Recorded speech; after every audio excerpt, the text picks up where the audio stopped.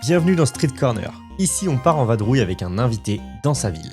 On marche dans ses rues, on écoute ses anecdotes, on découvre ses passions et ses projets. En gros, on vit la ville à travers ses yeux. Et vous voyagez avec nous sans bouger de votre écran. Aujourd'hui, direction le sud-ouest de la France, à Arcachon. C'est ici que nous attend Maya Mystique, cosplayeuse et youtubeuse suivie par plus de 11 millions d'abonnés, ce qui la place parmi les créatrices les plus influentes en France. Avec elle, on va retracer son parcours, découvrir ce qui l'a amené vers le cosplay, comprendre ce qui l'inspire et surtout explorer Arcachon, sa ville de cœur. Allez, suivez-nous, c'est parti.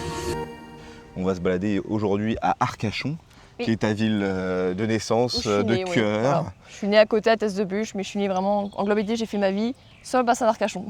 Tu auras l'occasion de nous parler de l'importance que cette ville a sur toi et aussi de parler du coup de ta chaîne et de tout le contenu que tu proposes. Ok, let's go. Et bah c'est parti. Alors du coup, pour reprendre depuis le début, qu'est-ce qui t'a poussé un petit peu à créer du contenu? Alors je suppose que tu faisais du cosplay, j'en ai vu dans d'autres interviews que tu faisais du cosplay déjà très tôt. Oui. Mais qu'est-ce qui t'a poussé à un moment donné à poster ça sur les réseaux sociaux quoi? J'ai commencé le cosplay vers 2015-2016, à peu près vers là. Au début, quand je faisais du cosplay, je le faisais que pour moi, c'est-à-dire que je le partageais pas. J'étais juste contente de créer des costumes et les porter, parce que j'ai toujours été fan de tout ce qui était acting et cinéma, le théâtre en fait. Ah oui ouais. J'avais 16 ans, j'étais encore au lycée, non même pas collège. Alors j'avais pas ça un cosplay, j'appelais ça déguisement Halloween parce que c'était Halloween, je faisais ça. C'était déjà de la création en fait d'un personnage de pop culture.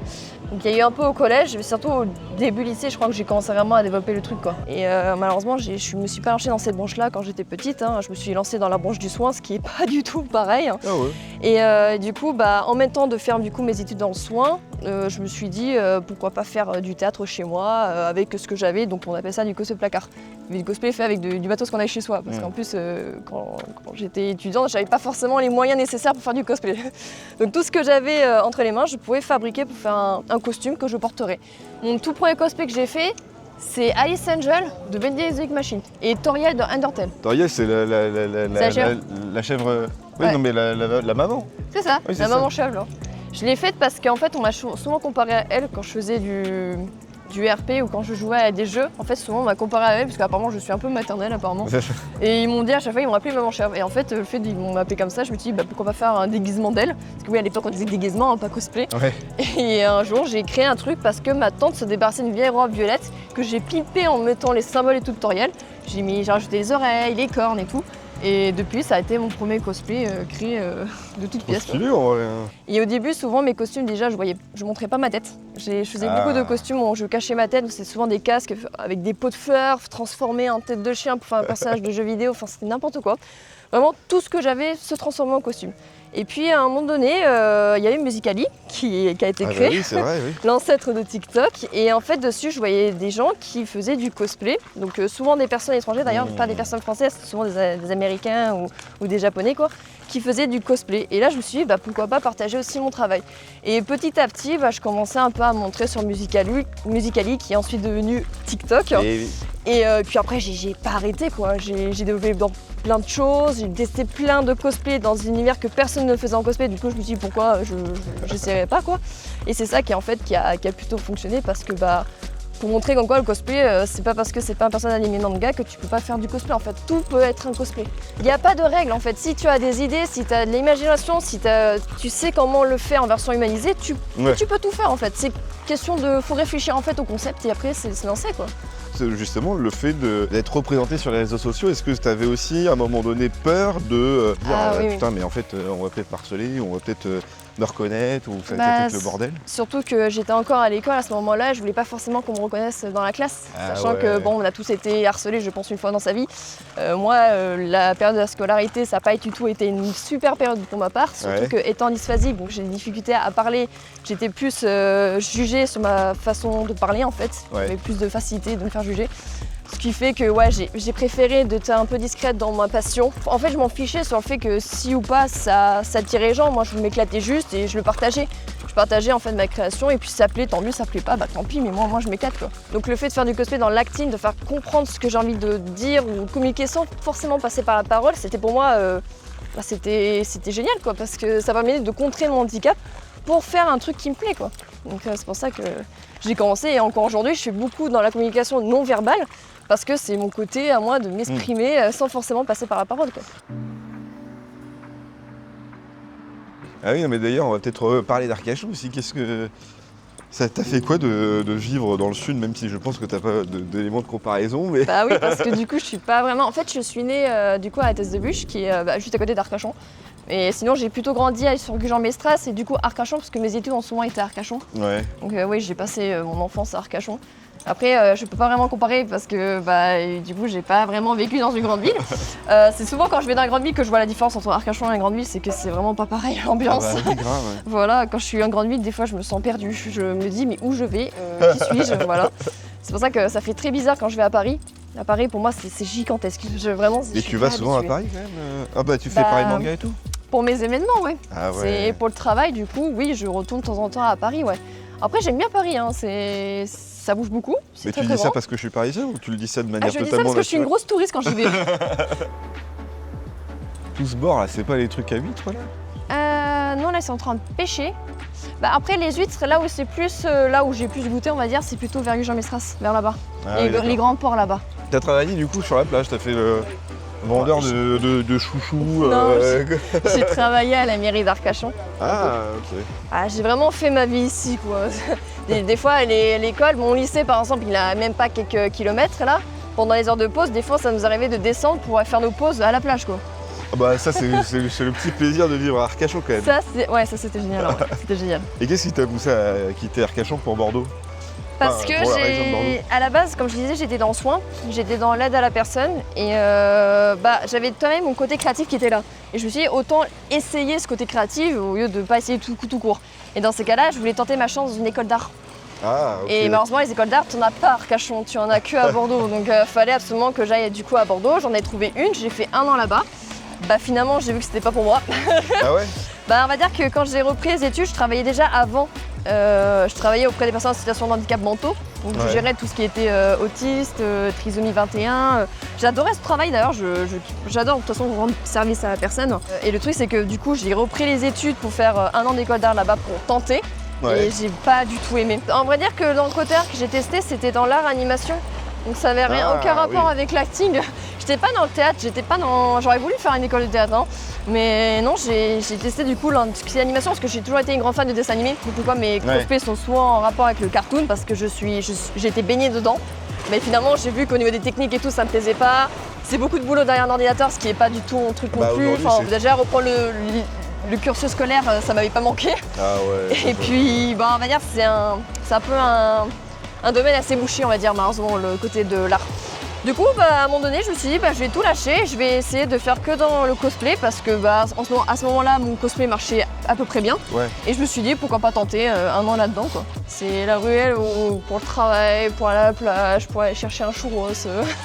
C'est la ruelle de tout, quoi. J'ai quand même mon diplôme en poche, hein. J'ai mon diplôme du coup de mon bac pro ma formation que j'ai fait en plus après le bac. Donc j'ai quand même un diplôme je suis AES, hein, je suis accompagnant éducatif social. Ouais. Du coup, ça me permet d'un côté d'avoir un sort de carte en plus si un jour ça marche plus du tout le cosplay en fait. Et même dans ces cas-là, je continuerai quand même le cosplay en tant que passion parce que en tout cas, ça c'est sûr, je lâcherai jamais cette passion-là. Mais tu as déjà réfléchi du coup à l'après? Ah oui, bien sûr, parce qu'on se met toujours une petite sécurité au cas où, hein, parce que oui, dans la vie, il faut vivre, il faut payer, hein, tu peux pas vivre comme ça, t'es obligé d'avoir une rentrée d'argent, du coup j'ai quand même toujours une petite carte de secours.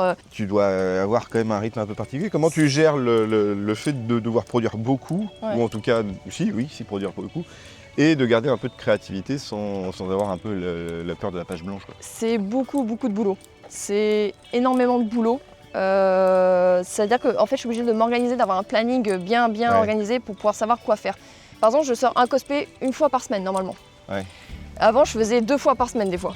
Et à un moment donné, il y a mon corps qui m'a dit non, t'en fais trop. J'ai développé un zona suite au stress par rapport à ça, parce que porter un cosplay c'est chaud, hein. Il y a les lentilles, il y a le maquillage, faut rester, c'est aussi plein d'idées, il faut savoir quoi faire comme posture, il faut retravailler tes actings parce que des fois c'est pas parfait, hein, c'est plusieurs reprises comme au cinéma, quoi. Donc c'est beaucoup de boulot. Moi pour un cosplay, ça peut prendre plusieurs jours, voire même plusieurs mois. Déjà la fabrication, au niveau des idées de ce que je vais faire, au niveau de quoi faire, de savoir quand je vais poster vidéo, parce que quand je suis en cosplay, je fais à peu près 30 vidéos dans la journée. Des fois, je finis pas d'heure parce que je suis pas satisfaite de mon résultat. Du coup, je refais encore et encore. Enfin, c'est que du travail. Et ensuite, il y a l'histoire du montage, qui est aussi un autre côté qui prend beaucoup de temps aussi. Parce que moi, je fais beaucoup de vidéos qui sont rythmées par rapport à la musique. Du coup, il faut savoir quoi faire à chaque moment de la musique. C'est beaucoup de mise en scène, de retravailler encore pour chacune des vidéos. Et c'est vraiment une liste, quoi. Donc des fois, je me fais une liste pour une vidéo, de savoir qu'est-ce que je vais faire à tel moment, qu'est-ce que je vais faire, qu'est-ce qu'il faut que je prenne. Après, il y a aussi du coup trouver les accessoires, la fabrication qui est aussi longue, comme je l'ai dit. Il y a tout ça à prendre en compte. Et moi, après, c'est un travail qui est non-stop. C'est-à-dire que vu que mon travail c'est sur les réseaux sociaux c'est un truc qui s'alimente. Donc il faut pas s'arrêter. Si tu t'arrêtes, c'était plus dans le moule, on va dire, malheureusement. Ça, oui. Donc c'est non-stop en fait. Moi le week-end je bosse, le samedi, dimanche, on est en tous les jours train de te bosse, renier en fait. sur ta productivité là en fait. Alors c'est pour ça que je suis organisée. Il y a des moments quand même, je vais mettre quand même au moins 2 jours de repos comme un travail, mettre un week-end dans la semaine pour que je puisse au moins souffler un peu, parce que sinon moi je suis morte moi. C'est pour ça que j'ai essayé d'installer en fait un planning, parce que sinon c'était interminable mes cosplays. Et à un moment donné, je vivais plus pour moi, mais je vivais pour le cosplay. Et c'était pas bon. Tu gagnes aujourd'hui ta vie avec les vidéos, je suppose quand même. Oui, alors on va dire je vis avec. Je dis pas que c'est facile tous les jours. Hein, ah ouais. Parce que c'est l'irrégularité qui pose problème. C'est ça le problème, c'est que tu ne peux pas savoir combien tu vas faire à la fin du mois parce que c'est les réseaux sociaux, l'algorithme ça elle est comme ça, elle est jamais stable. Du coup il y a des moments où tu vas rien toucher, il y a des moments où tu vas toucher un peu. Faut pas oublier que aussi l'histoire des contrats, parce que nous les cosplayers, ce qui est bien c'est que des fois on peut faire des contrats avec des marques de jeux vidéo, ce qui fait qu'on peut être payé en plus, avoir un petit prime là-dessus. Mais voilà, c'est pas constant, c'est très déréglé tout ça, et pour ça, pour en vivre, c'est un peu complexe, on va dire. T'en as beaucoup, genre des contrats comme ça? Non, j'en ai très peu. Ah ouais, mais c'est marrant parce que du coup, sur des créateurs de contenu qui ont peut-être moins d'abonnés, j'ai l'impression qu'ils ont peut-être plus de visibilité, mais une visibilité très franco-française du coup. C'est plus à même à filer de la thune. Quoi. Après, il y a aussi sur le fait qu'il y a beaucoup de cosplayers qui ont des thèmes particuliers. Par exemple, il y a des cosplayers de Genshin Impact. Eux, ils n'ont pas de problème de se faire sponsoriser parce que ils ont déjà le costume. Moi, Genshin Impact, j'ai rien. Donc quand il y a Marc Genshin Impact qui veut me contacter pour une vidéo, je vais dire OK. Mais je fais quoi? Parce que je ne connais rien Genshin Impact, je n'ai pas le costume nécessaire. Ah oui. C'est plus compliqué pour eux et pour moi du coup de collaborer. Alors il y a des cosplayers qui ont tout, on va dire, qui eux il n'y a pas de problème quoi, parce que c'est leur produit quoi. Après c'est aussi moi, je suis pas trop dans le commercial, c'est pas dans mon éthique quoi. Je peux en faire de temps en temps, mais c'est pas tout le temps. Éthique, ouais. On va dire je peux accepter de temps en temps parce qu'il faut bien gagner sa vie, j'ai envie de dire. Ça, ouais. Mais il y a des moments où malheureusement il n'y a pas, et dans ces cas-là tu fais avec les vues que tu fais, ou alors aussi des aides. Je peux avoir aussi des aides avec des abonnés qui m'aident énormément au niveau financièrement pour mes cosplays. Que ce soit au niveau Patreon où je poste des trucs en avant-première par exemple, des cosplays que j'ai fait en avance et que je peux leur montrer en avant-première avant de poster sur les réseaux. Ou alors tout simplement ils me font des gifts, des cadeaux. Des petits cadeaux. Alors c'est pas grand chose mais même pas grand chose ça m'aide énormément en fait. Je veux garder avant tout le cosplay que ce soit une passion encore. Je veux pas que ça devienne un travail parce que si ça devient un travail après je perds le goût. J'ai déjà perdu le goût une fois, j'ai eu la fameuse syndrome de la page blanche parce que c'est devenu trop dans un boulot. Je prenais plus passion à faire le cosplay, je faisais le cosplay parce que il fallait gagner sa vie avec, et du coup j'ai perdu le goût de faire du cosplay à ce moment-là. C'est pour ça que j'ai dû faire une petite pause, que j'ai un peu arrêté les réseaux justement pour ensuite retrouver cette énergie, cette passion qui fait que j'arrive à faire du cosplay sans forcément me poser des questions, des problèmes sur mon contenu quoi. Faut pas se poser des questions, si vraiment t'es plus payé par rapport à ça, c'est pas grave, tu peux trouver une alternative, même si c'est pas le cosplay directement, tu peux toujours trouver une alternative. Tu n'es pas au pied d'un mur et il n'y a plus rien après quoi. Ouais, bien sûr. Du moment que tu as toujours cette passion de faire du self-fan, il y aura toujours des gens qui seront là pour aimer ton travail et du coup te soutenir là-dessus quoi. De toute façon les cosplayers se soutiennent les uns aux autres. Hein. On est tous différents et en même temps on se complète parce qu'on a tous la même passion quoi. On est très très en retard en France. Être cosplayer en France c'est encore inconnu. Mais c'est vrai que en Asie, genre Japon, Corée, etc., c'est peut-être plus... C'est un métier. En Amérique, c'est un métier. Être cosplayer, c'est reconnu comme métier. En France, t'es obligé de dire théâtrale ou je sais pas moi, pas influenceuse, je dirais créatrice de vidéos sur internet. Enfin, il n'y a pas vraiment de terme exact et encore les gens ils sont en mode c'est quoi le cosplay? Parce qu'en France on est en retard. Après il y a beaucoup de choses qu'on est en retard en France donc c'est pas nouveau j'ai envie de dire. Mais ouais en France c'est encore compliqué de dire que cosplayer t'as un métier, que tu gagnes ta vie avec. C'est très il y a encore plein de gens qui connaissent pas forcément quoi. Mais qu'est-ce qui bloque en France tu penses? C'est l'importance du théâtre. Faut pas oublier qu'en France on est quand même le pays où la critique facile et malheureusement très mise en avant. Oh, ça va. Oh, un petit peu quand même, hein. Un petit peu, hein, parce qu'en Amérique et tout, tu fais ce que tu veux, ils vont pas forcément juger. Il y aura toujours des jugements partout, hein, je dis pas l'inverse. Hein. Oui. Mais par contre, ouais, en France, dès que tu fais un truc qui fait un peu de travers, forcément on va te pointer du doigt en disant quoi, bah c'est pas normal. Alors que si en fait, t'as plein de créativité, t'as plein de voix qui s'ouvrent à toi, donc t'as pas à réfléchir sur ça quoi. Mais en France, c'est encore un petit peu. Un peu compliqué encore, mais ça se développe. Ouais, je pense que c'est aussi beaucoup de gens qui ne connaissent pas et que par défaut ils vont juger quoi. Bah c'est ça. C'est une forme d'ignorance. Le premier truc que tu fais quand tu sais pas, c'est plutôt de te moquer plutôt que de t'intéresser quoi. C'est ça. Mais après ça s'améliore. Par exemple, avant des conventions cosplay, il n'y en avait pas beaucoup, il n'y en avait que dans les grandes villes. Maintenant, il y en a même dans les petits villages. Donc c'est chouette le fait que ça se développe de plus en plus. C'est-à-dire que les gens commencent petit à petit à ouvrir les yeux et se dire ah bah ça existe en fait.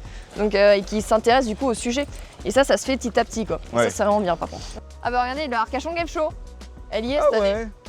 Elle y est cette année à la Tu fin sais d'année. qui on a invité à l'Arcachon Game Show? Ben moi j'y vais en tout cas, j'y retourne. J'ai une amie aussi qui est cosplayeuse qui va être dans le jury. Jury du concours, mais du coup, toi tu participes pas. Toi, tu veux Moi pas je suis faire, jury et en même temps je suis là. Faut dire que il y aura quelques activités, il y a une interview et tout comme ça. Je participe en fait à l'organisation du truc quoi. Ouais. Le fait qu'il y ait un truc de cosplay ici, c'est incroyable, c'est impensable. Donc le fait que ça existe, en fait, je suis trop contente. Non, c'est pour ça, comme j'ai dit, il y a de plus en plus des conventions cosplay qui s'ouvrent hors des grandes villes. Et ça, c'est bien en fait. Ça développe un peu plus le domaine du cosplay. Ouais. J'ai été versée par tout ce qui était Casimir, Maya l'abeille, Chapi Chapeau, La Linéa, tous ces vieux cartoons en fait. Et c'est encore aujourd'hui, c'est des cartoons qui me tiennent énormément à cœur. Je regarde beaucoup de cartoons des années 2000 aussi, donc tout ce qui était Ouais. Zinzin l'espace, Oggy les cafards, La famille pirate, tout ça quoi. C'est les Rats par exemple. Oh oui. J'adore Dexter, vraiment, il y a Bob l'éponge, il a fait toute ma vie ce cartoon. J'ai tatoué sur mon pied, c'est pas pour rien quoi. Mickey, Picsou, Donald, c'est des trucs qui m'ont beaucoup bercé. Et même encore aujourd'hui, je regarde beaucoup de dessins animés. Alors, beaucoup de dessins animés pour adultes. Donc, souvent des Rick et Morty, Futurama, un peu plus osé, on va dire. En fait, tout ce qui est en animation 2D, j'aime. Je suis pas une grande fan d'Azbin Hotel. Ah ouais. Je préfère Eliva Boss. Asbin Hotel, en termes de. Pour les cosplayers, j'ai l'impression qu'il y a là des Il y cosplays. a beaucoup, il y a un grand fandom dessus. Alors, j'aime bien, hein, mais je suis pas plus fan que ça. C'est comme Arcane. J'aime beaucoup Arcane. J'ai aimé la série, hein, je dis pas l'inverse. Hein. Pourtant, c'est Mais je suis pas une grande fan. 2.5D. Ah mais elle est magnifique l'animation. J'ai rien à dire sur l'animation, elle est incroyable, mais je suis pas une grande fan. Je préfère Eluva Boss, The Magic Ninja Circus par exemple. C'est un dessin animé en 3D que j'aime énormément. Et t'as besoin d'apprécier la série pour du coup faire des cosplays parce que tu fais beaucoup de cosplays aussi du coup de séries animées et tout quoi. Oui, bah de toute façon la plupart des cosplays que je fais c'est par rapport à des personnages qui me tiennent à cœur. Ça m'arrive faire des cosplays mais des trucs qui m'ont pas pu attirer que ça, mais je le fais parce que j'ai envie de tenter de faire le cosplay. Par exemple Rumi, j'ai aimé K-pop Demon Hunter mais pas plus que ça. Genre Ah ouais. j'ai regardé une fois, j'ai pas regardé une deuxième fois quoi. Je suis pas du tout K-pop. C'est un extrême de ouf là aussi. Par contre l'animation elle est incroyable. Ouais. J'ai plus aimé faire Donald Duck et Picsou que Rumi quoi.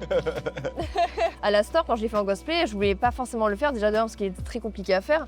Il a les dents de balade, enfin bref, le cosplay en général il est énorme quoi, j'ai envie de dire. Et heureusement j'ai été aidée au niveau du cosplay du Marc qui me l'a envoyé parce que sinon je l'aurais jamais fait. Au niveau du prix de l'achat du costume et de la fabrication, ce serait beaucoup trop cher en fait. Ouais. Donc surtout pour un truc que je serais pas à fond dedans, ça serait pas ouf. Ah c'est la passion quoi aussi. C'est ça, moi j'aime bien faire les personnages éclatés. Il y a pas longtemps j'ai fait une bulle en cosplay. C'était génial, il n'y avait aucun sens, c'est une bulle. Ouais, j'ai fait Bubbles dans la Circus, c'est qui a les grosses dents là. Ah oui d'accord. Oui d'accord, oui je vois. C'est une bulle. Va faire une bulle en humain quoi. Par exemple quand j'ai fait un Panthère Rose ou Titi Grominet, va les imaginer en version humanisée Oui, quoi. ouais. Et ça c'est un challenge que j'aime ça. C'est aussi une genre de designeuse aussi à réinterpréter les personnages en costume quoi. Bah c'est ça. Donc c'est forcément s'il y a une si tu dois designer quelque chose, c'est que tu dois imaginer aussi et la réinterpréter. Est-ce que toi, tu as déjà fait une formation justement, soit en couture, soit en design? du tout. Et Bah parce non, j'étais dans le soin, j'ai eu aucune notion. Ouais, mais peut-être qu'en autodidacte, ou faire des cours du soir, ou je sais pas. Alors justement en autodidacte, j'ai pris mon YouTube et je me suis entraînée, c'est tout. Ah ouais? Pour la couture, que d'ailleurs je fais tout à la main parce qu'avec la machine j'ai encore du mal. Voilà, je le dis ouvertement, Ah ouais. je suis pas une pro, hein, je galère toujours autant avec la machine, du coup je fais tout à la main. Donc c'est beaucoup plus long, mais au moins. Tant qu'il y a des rapports et rigueur, c'est bon, il n'y a pas de problème. Voilà, c'est ça. Donc je fais la couture, j'ai appris sur YouTube du coup. Le maquillage, je suis une fille qui a du mal à se maquiller. Déjà au collège et tout, je me maquillais jamais. Ouais. Je détestais ça le maquillage. Et en fait le maquillage j'ai appris aussi petit à petit en faisant des tests en fait. C'est en faisant encore et encore que j'ai appris comment faut mettre un faux cil, comment faut mettre des lentilles. Parce que oui, mettre des lentilles au début début tu galères, mais c'est tout ça en fait tu l'apprends en testant encore et encore, mais c'est pas un truc inné comme ça quoi. Surtout pour une personne qui de base ne touchait pas à ça. Par contre pour l'acting et tout, ça c'est un truc qui, depuis tout petit j'ai toujours été très expressif. Ouais. Donc ça par contre je l'ai toujours eu en moi on va dire. Après je l'ai entraîné encore et encore, parce que bah on s'entraîne, on n'est jamais fixé. Hein. Mais ça l'acting par contre ouais je l'avais depuis un bon bout de temps quoi. Ce que je peux faire souvent moi pour m'inspirer en version humanisée, je vais taper le personnage et je vais créer fan art en version humanisée. Donc c'est des trucs en 2D, mais c'est des gens qui ont fait en version humain le personnage. Et par rapport à ce fan art, je vais voir ce qui est vraiment réellement possible de faire, parce que des fois il y a des trucs c'est impossible à faire, genre vraiment ils font des formes, je suis en mode Si tu non. tombes sur des viandarts, tu tombes sur des trucs bizarres aussi. Ouais, maquillage, ça c'est, il y a des notions que je ne connais pas forcément, que quand je le découvre, quand je vois, je sais pas, je peux m'inspirer de d'autres cosplayers, hein, je peux m'inspirer parce que bah, je connaissais pas cette technique, du coup qui sera plus simple à mettre en place pour tel personnage. Ça je l'apprends. Mais par contre tout ce qui est craft aussi, donc couture et craft, parce que je fais beaucoup de craft, c'est-à-dire de collage avec de la mousse, d'Amazon, du carton, la peinture et tout ça, bon ça je suis dedans quoi de base donc. C'est ça, après derrière c'est un peu la créativité, l'esprit. C'est essayer de prendre 3 bouts de ficelle et essayer d'en faire une bombe nucléaire. Quoi. Ouais, voilà, c'est ça. De toute façon, j'ai toujours été très créative. Hein, en cours ou pas, les seules bonnes notes que j'avais surtout, c'était côté art plastique ou art appliqué. Donc, j'ai jamais eu de problème là-dessus. Hein. Et puis, j'ai fait beaucoup de récup, hein, tout ce que je peux trouver. Souvent, mes vêtements que j'ai, c'est des vêtements que je vais acheter sur Vinted, des trucs d'occasion, quoi. Qu'ensuite, je vais le transformer pour devenir, du coup, le fameux vêtement que je vais donner pour un cosplay, quoi.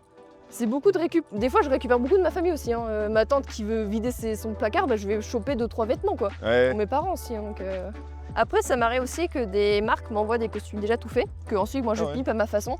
Mais ça, c'est aussi une autre façon de faire, parce que bah, on n'est pas non plus Dieu, hein, on ne peut pas tout fabriquer. Hein. Moi, je ne peux pas fabriquer des fois des vêtements en entier parce que je n'ai pas forcément les options nécessaires pour faire ça. Ouais. Donc c'est pour ça que des fois, je vais acheter un truc, je vais pimper, par contre, je peux personnaliser ensuite. Mais ça arrive aussi quoi. Je lis énormément, beaucoup de bandes dessinées parce que j'aime beaucoup. Des bandes dessinées, ouais. Oui, parce que pour moi l'image est importante vu que j'aime beaucoup le design en fait du dessin quoi. Sûr. Je vais beaucoup par exemple à Angoulême, festival d'Angoulême pour voir les artistes différents. J'aime beaucoup en fait les traits donnés pour chacun des artistes et moi j'adore lire. Je suis une grande fan de Picsou et Donald. Don Rosa par exemple, Picsou Don Rosa, je suis baignée dedans. Dans les vide-greniers et tout, moi ce que j'aime le plus c'est acheter les vieux Picsou là, je les prends tous et je les lis. Mais par contre je les lis à une vitesse, c'est un truc de fou quoi. Mais si je m'en lasserai jamais, c'est Don Rosa. Don Rosa, vraiment, l'intégrale, je le lis tout le temps, encore et encore. Je connais par cœur l'histoire. La vie de Picsou de Don Rosa, elle est incroyable. Franchement, c'est un truc de ouf. Et puis en fait, c'est aussi une rétrospective de l'histoire des États-Unis et tout. Donc franchement, c'est. Puis je sais pas, ça te motive. Ouais, moi, perso, en voyant le Picsou jeune, il me motive à continuer dans mes projets et tout, en mode ne lâche pas l'affaire. Ouais, non, mais c'est un truc de fou. Quand il cherche de l'or et qu'il trouve ce gros truc là. Oui. Il se dit, ouais, putain, il a réussi, enculé quoi.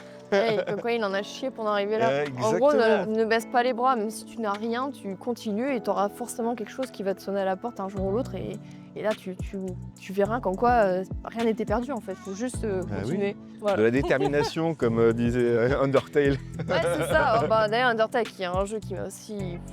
Qui m'a beaucoup impacté. Incroyable ça. Ah oui, de toute façon moi les jeux qui m'ont vraiment beaucoup impacté, qui m'ont vraiment fait développer ma créativité, je pense c'est Final Fantasy Freddy, Undertale et Bendy Exotic Machine. C'est les trois vraiment qui m'ont vraiment inspiré de fou à faire mes créations et tout, que ce soit dans le dessin, le doublage, le cosplay. Le cosplay ça a été Happy to Fan aussi. On va savoir pourquoi. Happy to Fan, le truc hyper gore. Je pense qu'on avait tous eu un trauma par rapport à ce dessin animé. Bah ouais, déjà je pense qu'il y a ça, et puis même en fait tu te rends compte qu'aujourd'hui c'est presque l'égérie YouTube. Quand tu te prends comment on appelle un content ID ou un truc comme ça, t'as une vidéo racontée par les personnages d'Happy to Fan en disant c'est pas bien de voler et tout. Oui. Ouais, non mais c'est un même de toute façon maintenant, ils sont utilisés encore. En fait c'est un truc qui ne meurt pas quoi. Même si c'est très vieux, ça ne meurt pas. Final Fantasy Freddy, ça a été le Saint Graal je crois. Et ça alors, Fight Night at Freddy, je comprends l'intérêt du jeu.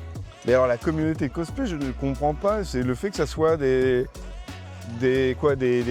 genres de furies au final, les robots ou... Bah non, parce que tu peux incarner les personnages en version humanisée. Imagine un animatronique en version humain, tu l'as un robot humanoïde en fait. Ah ouais. Alors tu peux faire en tant que furie aussi, hein. Il y a des gens qui font en tant que mascotte de A à Z, et qui d'ailleurs c'est du boulot de fou. Ah bah ça, je sais pas si on décompte, mais c'est énorme ce qu'ils font, que ce soit au niveau de la bouche qui s'ouvre, les yeux qui clignotent, c'est du boulot quoi. Moi j'ai un ami qui est dans ça, vraiment ce qu'il fait c'est énorme, même moi je n'ai pas les capacités de faire ça. Mais moi pour ça moi je reste dans le côté humanoïde, hein. Voilà, on va garder mon corps pour pouvoir le faire quoi. Mais c'est vraiment de la création parce qu'en fait chaque animatronique, vu que ça reste des robots et tout, chacun va le faire à sa façon. C'est ça qu'on aime bien dans le cosplay Fata Freddy, c'est que chaque personnage, donc chaque Bonnie qu'on va voir, chaque Freddy qu'on va voir, il sera tous différent. Parce que chacun a sa façon de l'interpréter qui sera unique à chacun en fait. C'est ça qui est beau. À Bordeaux, t'as plein de des magasins avec les manga stores et tout, mais vu comme moi je suis plus fan des BD franco-belges comme ça, je suis surtout dans les grandes librairies. Par exemple, il y a la librairie Mola à Bordeaux. C'est une immense librairie où t'as de tout. Et c'est là-bas que je vais chercher mes trucs de Picsou, Donald, Spirou, Fantasio et trucs comme ça quoi. Donc, ou Lucky Luke aussi. Mais ouais, non, c'est plutôt les vieilles librairies où je trouve mon bonheur. Parce que tout ce qui est manga store et tout, bah, vu que c'est des mangas, j'en lis pas des mangas. Parce que avant de faire du cosplay, j'étais dans le dessin.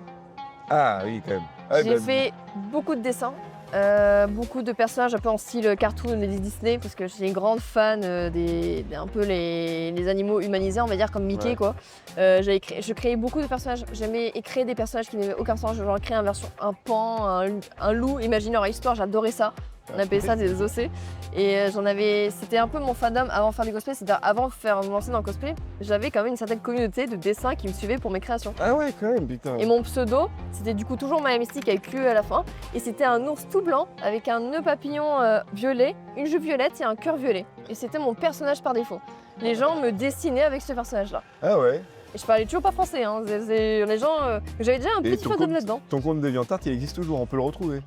Oui, mais il n'y a plus rien dessus. J'ai vidé. Aïe, aïe, aïe. Par contre, on peut T'as pas retrouver. un compte MySpace ou un truc comme ça? Non, mais sur Instagram, il y a mes anciennes posts de mes dessins justement. Ah oui, mais là, il se remontait vachement loin, non? Ah oui, il faut scroller. Par rapport aux BD, en convention, par exemple le festival d'Angoulême, il y a des cosplayers qui viennent en cosplay justement. Et moi, c'est là-bas où des fois je me fais reconnaître aussi. Alors que je suis en mode basique, hein, je suis en mode juste moi. Mais j'ai remarqué qu'en étant moi-même, il y a des gens qui arrivent à me reconnaître. C'est un truc de fou. En vrai, c'est pas si simple hein, non plus. Hein, parce que déjà, t'as les lunettes, tu les as pas forcément tout le temps. Et puis les lunettes, c'est quand même un truc hyper représentatif. Ouais. Bah, moi, en fait, ce qui me représente, parce que c'est souvent sur les dessins qu'on m'a offert, on me représente avec des cheveux violets, cheveux courts, lunettes et ticorne. Ah oui, Si j'ai ces trois-là, c'est un cosplay de moi. Après, voilà, je pense que ça se voit, j'ai pas tout le temps les cheveux violets parce que c'est du boulot quand même. Ouais. Souvent, je me coupe les cheveux parce que pour mettre des perruques, il faut avoir les cheveux courts, sinon tu galères un max. Les lunettes, je les mets pas en cosplay parce que va mettre lentilles plus lunettes, c'est intenable, tu peux pas. Et les cornes, c'est vrai que souvent, je mets les petites cornes pour mes transitions parce que j'aime bien. C'est juste. En plus, c'est basique quand je les ai eu les petites cornes. Je les ai juste achetés à un Carrefour, jour d'Halloween. De toute façon, c'est un serre-tête quoi. Même pas, c'est des pinces. Ah bon? C'est éclaté. Vraiment, c'est éclaté. Genre, je suis passée devant, je me suis dit, oh, c'est mignon, je les ai pris. J'ai mis une fois pour les vidéos parce que c'était Halloween. Et genre, je sais pas, ils ont kiffé. Et depuis, j'ai continué et j'ai pas arrêté. Je sais plus si. Ouais, on va pas la voir maintenant. T'as une grande tour. Et en fait, en plus, c'est gratuit, hein, tu montes et tout. C'est juste que vu que l'escalier était un peu délabré, t'avais un peu peur que le truc se cassait en mouvement. Et je crois qu'ils l'ont refait justement parce que les touristes ont un petit peu peur à chaque fois quand ils montaient dessus. T'as aussi l'église là-bas, une cathédrale qui est magnifique, toute blanche et tout. C'est. Et vers le Pilat? Ouais, vers là, Ah oui. tout ça là-bas là. Et après, bah, t'as la fameuse ville du Pilat avec du coup le petit Nice, la lagune, les plages quoi, avec les vagues. Les vagues où tu grilles bien au soleil. Et là, là où ça a cramé malheureusement. Et je t'avoue, quand ça a brûlé, bon, je travaillais ici, j'étais encore à Arcachon du coup, à ce moment-là. Quand tu voyais la fumée, elle durait des jours et des jours. Des fois, le ciel était sombre et tu respirais les cendres en fait du dépôt. C'était horrible. Ça a duré des jours et des jours. Et une fois c'est terminé, tu voyais la lune, tout gris. Tous les arbres, ils étaient en tige, il n'y avait rien qui les retenait. À chaque coup de vent, ils tombaient. C'était apocalyptique le bordel. Putain, l'enfer. C'était horrible. Ah, t'as un air de jeu aussi. T'as des poissons rouges aussi là-bas. T'as un bassin de poissons rouges. Ah, mais t'as plein de trucs en vrai. Mais c'est vrai qu'il est tout petit ce parc, mais.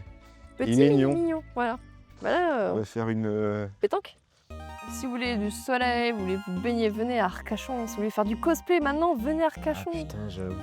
Les gars, il y a plein de choses à faire à Arcachon. Non, mais c'est trop stylé Arcachon. En tout cas, merci beaucoup, hein, Maya Mystique, de nous avoir fait découvrir un peu Arcachon, un peu ton métier et beaucoup de tout ce qui te fait vivre et de tout ce qui te passionne aussi dans la vie. Mais bon, en tout cas, j'espère que vous avez apprécié la vidéo. On se retrouve prochainement. Alors, je sais pas avec qui. Il y a des trucs qui se préparent, mais ça va être exceptionnel comme d'hab. Au revoir.